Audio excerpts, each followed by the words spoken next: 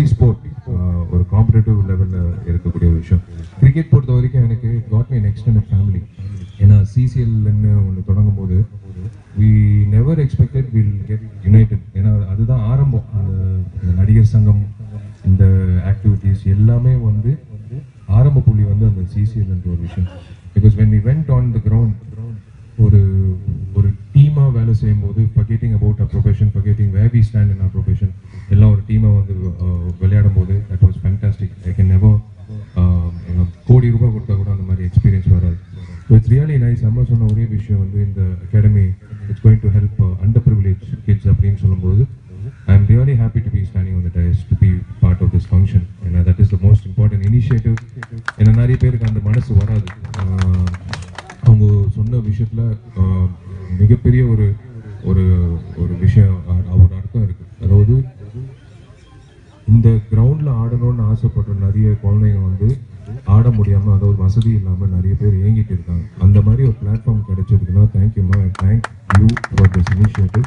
This will go places. ஏன்னா இந்த ஒரு நல்ல மனசுக்காக கண்டிப்பாக இது எல்லாமே நல்லது நடக்கும்.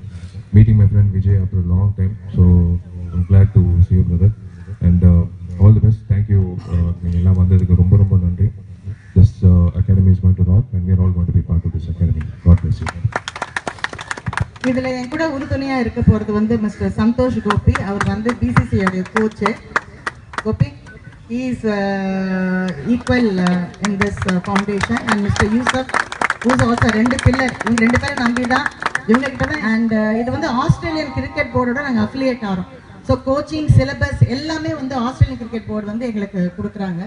ஸோ மைக்கேல் ஹசிலேருந்து யார் யார் இந்தியாவுக்கு வராங்களோ அவங்க எல்லாருமே வந்து there's a great opportunity, nice facilities here and nice people are there to initiate.